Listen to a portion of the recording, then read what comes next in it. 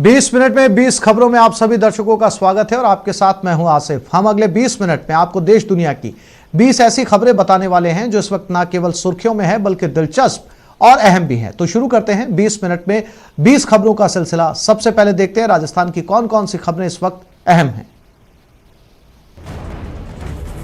थोड़ी सी हिम्मत न दिखाई होती तो 16,50,000 की चपत लग गई होती। लूट की कोशिश की ये तस्वीरें करौली के हिंडौन सिटी से आई हैं, जहां रेलवे ओवरब्रिज के नजदीक वाले एक्सिस बैंक के गेट पर 3 बदमाश घात लगाए बैठे थे। जैसे ही रेडियंट कैश मैनेजमेंट कंपनी में काम करने वाला वेद प्रकाश शर्मा नाम का कर्मचारी अपनी गाड़ी से कैश से भरा बैग लेकर बैंक की ओर बढ़ा, एक बदमाश ने उनसे बैग छीनने की कोशिश शुरू कर दी। वेद प्रकाश दूसरी तरफ को भागे तो दूसरे बदमाश ने आगे से घेरने की कोशिश की, लेकिन इस बीच उन्होंने हंगामा मचा दिया और फिर बदमाशों की हिम्मत जवाब दे गई और वो अपनी बाइक से वहां से निकल भागे। वेद प्रकाश का कहना है कि वो 16,50,000 की रकम बैंक में जमा करने आए थे और यही उनके साथ लूट की कोशिश हुई। उसने जैसे ही मेरी तरफ आने का प्रयास किया, मैंने दूसरी तरफ साइड चेंज की, फिर दूसरी तरफ आया, फिर उसने मुट्ठी भर के मिर्ची पाउडर मेरी आंखों में डाल दिया। उसके बाद मैंने शोर मचाया और 3-4 बार शोर मचाने के बाद में फिर बैंक कर्मचारी गार्ड बाहर आया है। फिर गार्ड ने उसका पीछा भी किया, लेकिन 2 बाइक सवार और थे उसके साथ ही, वो उसको बैठा के लेके और महुआ ब्रिज की तरफ फरार हो गए। लूट की ये पूरी वारदात सीसीटीवी कैमरे में भी कैद हुई है, जिसके आधार पर पुलिस अब इस पूरे मामले की जांच में जुट गई है। लगता है इन दिनों जोधपुर को किसी की नजर लग गई है, तभी तो यहाँ आए दिन गैंग वॉर, फायरिंग और मर्डर जैसी वारदातें हो रही हैं। दरअसल इन दिनों मध्य प्रदेश के बड़वानी, खरगोन, धार और धानपुर जिलों से बड़ी मात्रा में हथियारों की तस्करी हो रही है और इसी वजह से जोधपुर में अपराध बढ़ रहे हैं। पिछले 1.5 साल में जोधपुर पुलिस ने 98 पिस्टल और कार्बाइन जब्त किए हैं और ये सभी हथियार एमपी के 4 जिलों से सप्लाई हुए हैं। अब जोधपुर ईस्ट डीसीपी धर्मेंद्र सिंह यादव ने खुद इस आतंक के नेटवर्क को तोड़ने की कोशिशें शुरू कर दी हैं। बड़ी चुनौती है आजकल अवैध हथियार की तस्करी जो है जोधपुर में, और इस पर लगातार कार्रवाई भी हो रही है। 2020 में देखें तो 55 मुकदमे दर्ज हुए थे और लगभग 72 हथियार, इसमें एक कार्बाइन भी शामिल था, जब्त किए गए थे। और अभी तक 2021 में 26 पिस्टल हमने जब्त किया है। अजब हाल है दौसा के सैंथल मोड़ के प्राथमिक स्वास्थ्य केंद्र का। मरीजों के इलाज के लिए यहाँ जो डॉक्टर्स हैं वो अस्पताल से गायब हैं और जो कर्मचारी यहाँ तैनात हैं वो भी नदारद हैं। खास बात यह है कि दौसा के इस अस्पताल में लापरवाही की पोल उस वक्त खुली जब कलेक्टर पीयूष समारिया यहाँ औचक निरीक्षण करने पहुँचे थे। इस दौरान उन्हें न तो पीएससी के प्रभारी तारिक हुसैन मिले और न ही अस्पताल का पूरा स्टाफ। बस गिनती के लोग यहाँ थे जो किसी तरह से काम चला रहे थे। जांच के दौरान कलेक्टर समारिया को ये भी पता चला कि यहाँ की 3 एएनएम स्टाफ पिछले 3 महीने से अस्पताल ही नहीं आई हैं और पीएससी प्रभारी भी महज अटेंडेंस बनाने आते हैं। वर्किंग आवर्स हैं, उसमें देखा गया कि मेडिकल ऑफिसर अनुपस्थित थे और ये कोविड वैक्सीनेशन का सेंटर भी है और अन्य सेवाओं के लिए भी ये अर्बन पीएचसी है। तो doctor medical incharge doctor Tariq Hussain absent थे और पूछा गया आसपास के जो कर्मी कि वो काफ़ी टाइम से नहीं आते और काम के प्रति उनकी काफ़ी लापरवाही है। 3 अतिरिक्त एएनएम्स थी महिलाएं जो काफ़ी समय से 2-3 महीने से उपलब्ध नहीं है और इसके वजह से पीएचसी का सारा कार्य बाधित हो रहा है। इनके साथ साथ एक लेडी मेडिकल ऑफिसर भी हैं सुमन शर्मा, उनके भी अनुपस्थिति है। वो काफ़ी टाइम से अर्बन पीएचसी पे कार्यरत हैं। बस वो साइन पता चला है कि एक बार इसमें चार्जेस में देखा गया कि उनके सिग्नेचर से रजिस्टर में, बट किसी भी कार्य उनका नहीं संपादित किया जा रहा। मतलब एक भी डिलीवरी या एक भी कोई और ओपीडी में चेक करना, प्रिस्क्रिप्शन देना, वो नहीं। चंबल के 50 साल पुराने राणा प्रताप, जवाहर सागर और कोटा बैराज बांध के जीर्णोद्धार की वित्तीय एवं प्रशासनिक स्वीकृति मिलने के बाद प्रदेश सरकार ने लगभग 150 करोड़ की राशि जारी कर दी है। राणा प्रताप सागर बांध के हाइड्रो मैकेनिकल वर्क पर 25.28 करोड़, सिविल वर्क पर 38.38 करोड़ रुपए खर्च होंगे। जवाहर सागर बांध के लिए 53.47 करोड़ की राशि आई है। कोटा बैराज के मैकेनिकल कार्य पर 23.27 करोड़ और सिविल कार्य पर 9.47 करोड़ रुपए खर्च होंगे। इन कार्यों के पूरे होने में लगभग 3 साल का समय लगेगा। पहले तीनों बांधों के लिए 100 करोड़ रुपए का प्रस्ताव था। केंद्रीय जल आयोग ने कहा है कि तीनों बांध अपनी उम्र पूरी कर चुके हैं। ऐसे में रख रखाव और सुरक्षा में कोई समझौता नहीं किया जाएगा। इसके बाद 150 करोड़ रुपए की मंजूरी दी गई। आपको बता दें कि बांध पुनर्वास और सुधार परियोजना के तहत वर्ल्ड बैंक ने देश भर के 733 बड़े बांधों की मरम्मत के लिए 11,000 करोड़ रुपए स्वीकृत किए हैं।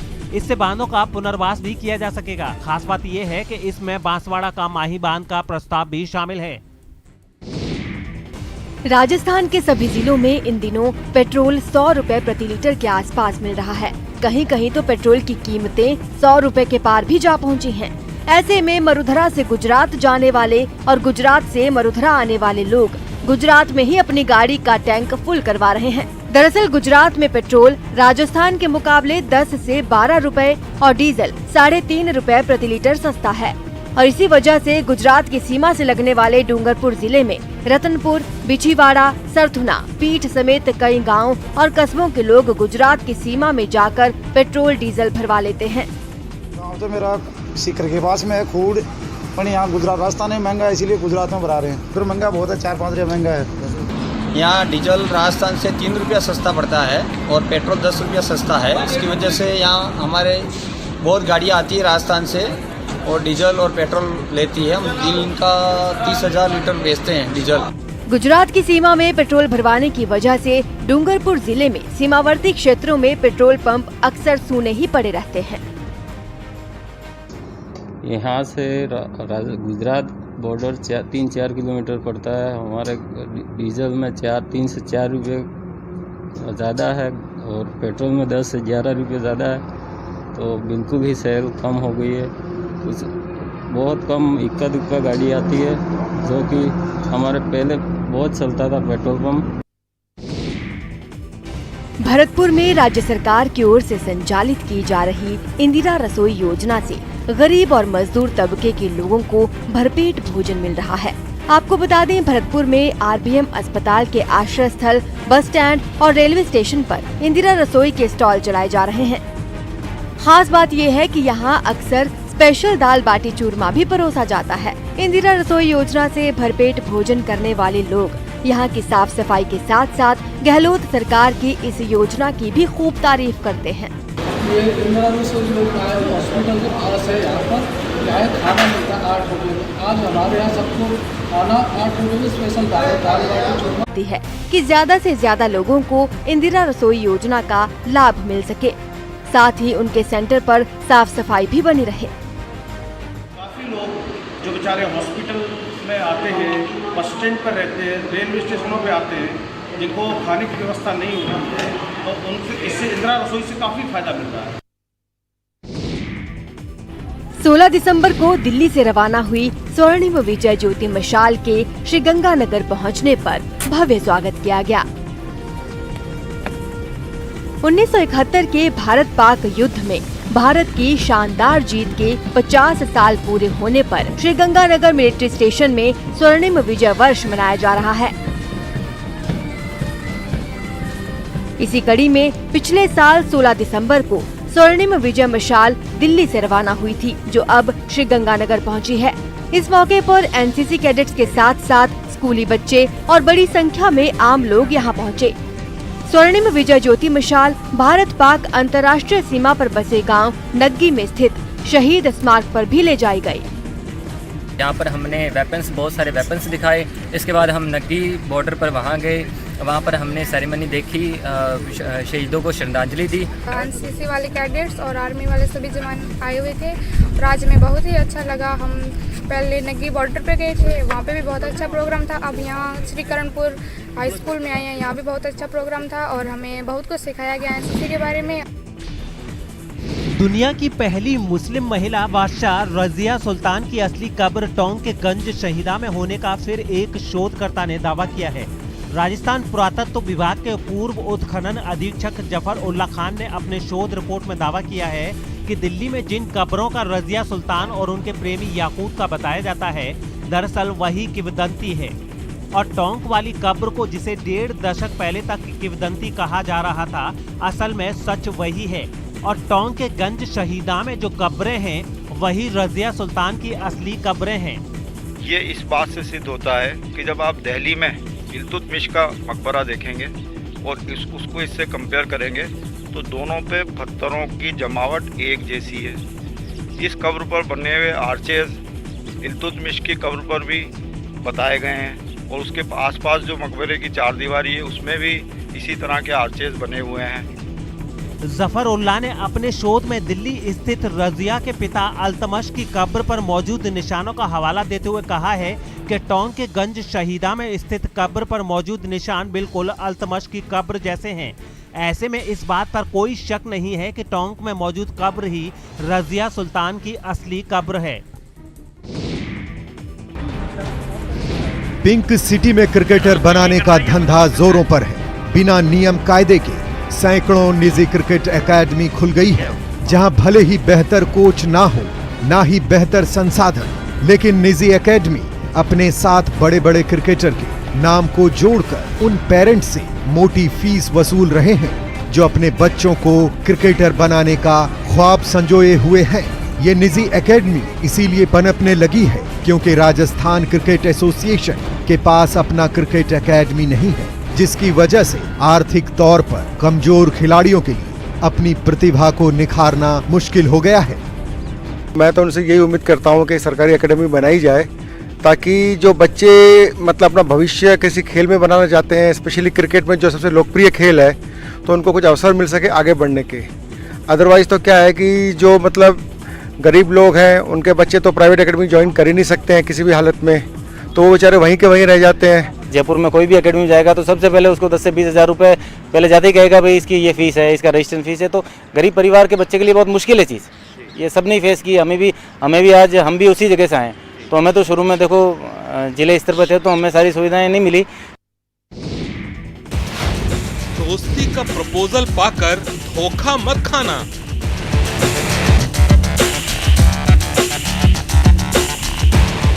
जी हाँ, तरीका एकदम नया है। सोशल मीडिया पर हनी ट्रैप का खेल, ऑनलाइन ठगों का शातिर तरीका। एक बार इनके झांसे में आए तो फिर इज्जत वाले हथियार से ये आपको लूटने को तैयार हैं। सोशल मीडिया पर सुंदर लड़की की फ्रेंड रिक्वेस्ट आती है, फिर मैसेंजर पर बातचीत का सिलसिला शुरू होता है। बातों ही बातों में नंबर एक्सचेंज होता है, फिर वीडियो कॉलिंग के जरिए मीठी मीठी बातें होती हैं। एक बार जब आप इन ऑनलाइन ठगों के जाल में फंस गए, फिर वीडियो कॉलिंग के जरिए अश्लील फिल्म दिखाई जाती है। उसी दौरान आपका वीडियो भी तैयार कर लिया जाता है और फिर खेल शुरू होता है ब्लैकमेलिंग का। पहले तो उस फोटो को या उस वीडियो को आपके फ्रेंड लिस्ट में जो भी लोग हैं उन लोगों को भेजने के नाम पे ब्लैकमेल करते हैं। अगर आप वहाँ पैसे दे देते हैं तो उसके बाद आपको फेसबुक या यूट्यूब का कर्मचारी बन के कोई फ़ोन करता है और उस नाम से ब्लैकमेल करते हैं। फिर पुलिस अधिकारी बन करके भी आपकी इस प्रकार का वीडियो वायरल हो रहा है और आपके खिलाफ हम केस दर्ज कर रहे हैं, नहीं तो आप इतने पैसे दो तब तो ठीक है, नहीं तो हम आपके खिलाफ केस कर रहे हैं। बहुत से लोग इस प्रकार पैसे दे भी रहे हैं। जी हाँ, ठगी का ऐसा जाल, हनी ट्रैप की ऐसी फांस जिससे बचना नामुमकिन है। ये नाग नागिन का अनूठा मंदिर है। ये नाग नागिन की प्रेम कहानी की जिंदा मिसाल है। यही नाग नागिन के जोड़े ने प्रेम की ऐसी परीक्षा दी कि भोलेनाथ के भक्तों ने उस नाग नागिन के जोड़े के नाम पर इस मंदिर को बनाया। इस मंदिर को बनाने के पीछे नाग नागिन की अटूट प्रेम की कहानी के बारे में बताएंगे तो आप हैरान रह जाएंगे, सोचने पर मजबूर हो जाएंगे। क्या नाग नागिन भी इंसानों की तरह प्रेम में एक दूसरे से कभी जुदा नहीं होने का वादा निभाते हैं? कोटा के कोटड़ी इलाके में मौजूद इस नाग नागिन मंदिर में श्रद्धालुओं की अटूट आस्था है। मंदिर में नाग नागिन की प्रतिमा स्थापित है। श्रद्धालुओं की मान्यता है कि नाग नागिन के जोड़े के दर्शन से सभी मनोकामनाएं पूरी होती है। यहाँ से साउथ के एक व्यक्ति थे जिन्हों के सपने में यहाँ से नागेश्वर देवता नाग नागिन मंदिर के ये यहाँ का उनके दर्शाऊ हुआ और उन्होंने जब देखा तो वो यहाँ आए और 100 ग्राम सोना उन्होंने यहाँ उनके जो था उनकी मिसेज का उन्होंने सब उतार के दिया। 20 मिनट 20 खबरों में अब देख लेते हैं कुछ दूसरे राज्यों की खबरें। पश्चिम बंगाल के पुरुलिया में बीजेपी के रथ पर हुए हमले का आरोप बीजेपी ने टीएमसी पर लगाया है। इन दिनों विधानसभा चुनाव के लिए राज्य में पार्टी का धुआंधार प्रचार चल रहा है, लेकिन बीजेपी के प्रचार अभियान में उस समय खलल पड़ गया जब पुरुलिया में उसके एक रथ में तोड़फोड़ की गई। जिन लोगों ने बीजेपी के रथ को निशाना बनाया उन्होंने उसे घेर लिया और तोड़फोड़ करने लगे। इस बीच वहाँ मौजूद पुलिस ने हालात संभालने की कोशिश तो की, लेकिन ऐसा लगा कि हमला करने वालों पर उसका बस ही नहीं चला, क्योंकि उसकी मौजूदगी में रथ पर पत्थर फेंके गए, जिसके बाद उसका शीशा चकनाचूर होकर सड़क पर बिखर गया। आरोप है कि पुरुलिया में टीएमसी सांसद अभिषेक बनर्जी की सभा में आए लोगों ने बीजेपी का रथ रास्ते में रोका और हिंसा की। टीएमसी के सभा पे आए थे वो कर्मी समर्थक, वो सपोर्टर, वो लोग जा रहे थे, उनमें से कोई एक पहले बस के ऊपर आके तोड़फोड़ किया। इस हमले में रथ के ड्राइवर को भी चोट आई। मीडिया से बात करते हुए वो डरा सहमा नजर आया। मेरे को क्या पता था यहाँ दूसरी पार्टी है, मैं तो गाड़ी कभी नहीं लेके आता। थोड़ी ही देर बाद केंद्रीय मंत्री अर्जुन मुंडा ने ट्वीट करके दावा किया कि जिस रथ पर हमला हुआ वो उसमें सवार थे। उन्होंने एक वीडियो भी शेयर किया जिसमें वो रथ पर लगी प्रधानमंत्री और जेपी नड्डा की तस्वीर साफ करते नजर आए।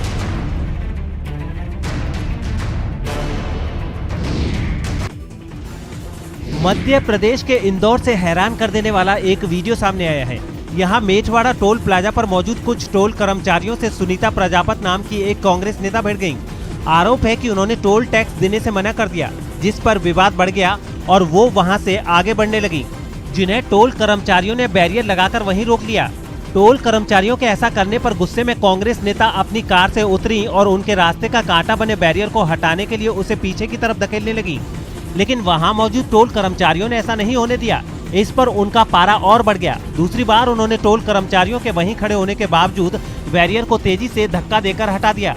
कांग्रेस नेता सुनीता प्रजापत की इस हरकत पर टोल कर्मचारी कुछ भी नहीं कर पाए और वो अपनी गाड़ी में जाकर बैठ गईं। उनके साथ मौजूद शख्स ने भी कार के सामने लगाए गए बैरिकेड को हटा दिया, जिसके बाद कांग्रेस नेता बिना टोल टैक्स दिए वहां से चली गईं। दिल्ली के पास हरियाणा के गुरुग्राम से एक डराने वाला वीडियो सामने आया है। इस वीडियो में एक लड़की और उसका साथी एक दूसरे लड़के की बेरहमी से पिटाई करते नजर आए। बताया गया है कि उनके बीच लेन देन का विवाद था और इसी रंजिश में उन्होंने उस लड़के की बेरहमी से पिटाई कर दी। सामने आई तस्वीर में वो लड़की उस लड़के को पीटती दिखी। इतना ही नहीं, लड़की का साथी भी लड़के को बुरी तरह पीटता नजर आया। दोनों बेरहमी के साथ उसे मारते रहे। इस दौरान वो लड़का दर्द से बुरी तरह कराहता नजर आया। उसने दोनों से बार बार छोड़ देने की गुहार लगाई, लेकिन उन दोनों के सिर पर तो जैसे खून सवार था। वो उसे लगातार पीटते रहे। मारपीट में वो लड़का बुरी तरह घायल हो गया और उसके चेहरे से खून निकलने लगा। इस दौरान उनका एक और साथी इसका वीडियो बनाता रहा। बाद में लड़के ने पुलिस में शिकायत दर्ज कराई, जिसके बाद आरोपियों के खिलाफ मामला दर्ज कर कार्रवाई शुरू कर दी गई है।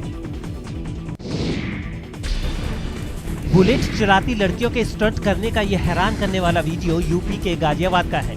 वायरल वीडियो में एक लड़की अपने कंधों पर दूसरी लड़की को बिठाकर बाइक चला रही है। दोनों बिना हेलमेट पहने बेखौफ अंदाज में स्टंट करती नजर आ रही हैं। ट्रैफिक नियमों की धज्जियां उड़ाती इन लड़कियों का वीडियो वायरल जब न्यूज 18 ने दिखाया तो खबर का असर हुआ और गाजियाबाद ट्रैफिक पुलिस ने चालान काट कर 11,000 रुपए का जुर्माना भी लगा दिया। बुलेट पर 2 लड़कियों द्वारा स्टंट करते हुए वीडियो वायरल हुआ है। इस बुलेट का ही चालान करके 11,000 का जुर्माना किया गया है। 12 सेकंड के इस वायरल वीडियो की जांच आगे बढ़ी तो पता चला कि ये लड़कियां पहले भी ऐसे कई वीडियो बनाती रही हैं। एक और वायरल वीडियो में तो ये लड़कियां कार में सवार होकर राइफल लहराते दिख रही हैं। बुलेट पर स्टंट करने के मामले में तो पुलिस ने चालान कर दिया, लेकिन बीच सड़क पर राइफल लहराने के मामले में पुलिस की कार्रवाई का इंतजार है। कोरोना से जूझ रहे महाराष्ट्र के नागपुर में राष्ट्रीय स्वयंसेवक संघ लोगों की मदद के लिए आगे आया है। राष्ट्रीय स्वयंसेवक संघ ने बुजुर्ग और दिव्यांग लोगों को टीका लगवाने का बीड़ा उठाया है। इसके लिए एक खास तरह की गाड़ी बनाई गई है, जिसमें व्हील चेयर को आसानी से फिट किया जा सकता है। सामने आई तस्वीरों में आरएसएस के कुछ स्वयंसेवक व्हील चेयर पर मौजूद एक बुजुर्ग को गाड़ी में बिठाते नजर आए। इसके बाद उन्होंने व्हील चेयर समेत ही अस्पताल ले जाया गया, जहां टीका लगवाने के बाद उन्हें वापस उनके घर छोड़ दिया गया। बताया गया है कि वहां आरएसएस की मदद से अब तक ऐसे कई जरूरतमंदों को कोरोना की वैक्सीन लगाई जा चुकी है। गाडी आमची खूप सुविधा झाली आहे, घरपोच ती गाडी आली आणि आम्हाला असं वाटलं सुद्धा नाही की मी इथे जाऊन आणि परत घरी जाते आहे।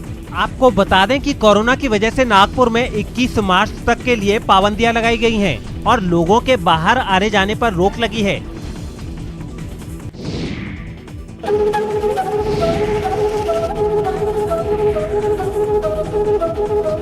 कश्मीर की वादियों में ट्यूलिप के इन फूलों को देखना किसे अच्छा नहीं लगेगा। इस गार्डन में घूमना हर सैलानी का सपना भी होता है और ये सपना इस बार जल्द पूरा होने वाला है।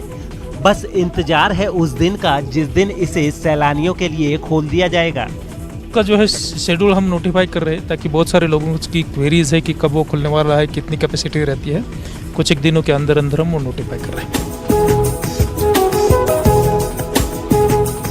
ट्यूलिप गार्डन खुलने का इंतजार सैलानियों के साथ साथ कश्मीर के कारोबारियों को भी है, क्योंकि जब ये गार्डन खुलेगा तो ज्यादा से ज्यादा सैलानी भी यहाँ आएंगे, जिसका फायदा शिकारे वालों से लेकर हर किसी को होगा। ट्यूलिप तो अभी चालू होने वाला है, ट्यूलिप गार्डन अभी कुछ दिनों में चालू होने वाला है।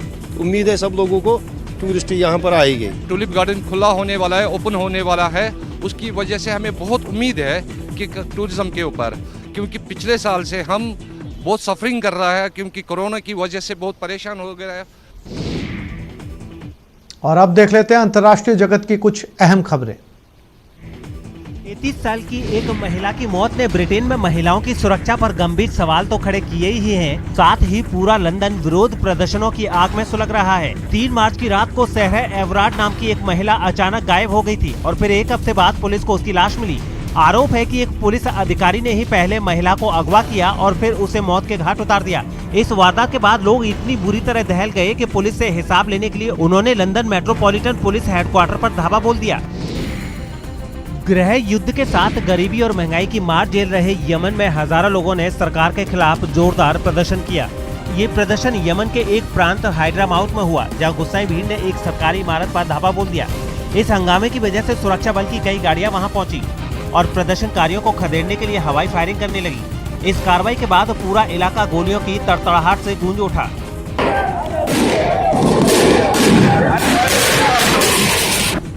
लोगों का गुस्सा इस कदर तेज था कि हवाई फायरिंग और सुरक्षा बल की एक पूरी फौज को देखकर भी प्रदर्शनकारियों का हौसला कम नहीं हुआ और पश्चिम एशिया के देश जॉर्डन में कर्फ्यू का विरोध कर रहे लोगों और पुलिस के बीच ऐसी झड़प हुई जिससे सड़कें जंग का मैदान बन गई।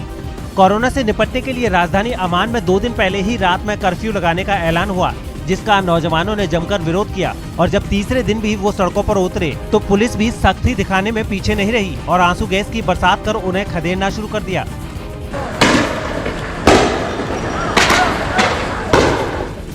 प्रदर्शन के लिए नौजवान भारी तादाद में सड़कों पर उतरे थे, जिनसे निपटने के लिए पुलिस भी पूरी तैयारी के साथ पहुंची, लेकिन उनकी सख्ती पर प्रदर्शनकारी और भड़क गए और आगजनी करने लगे।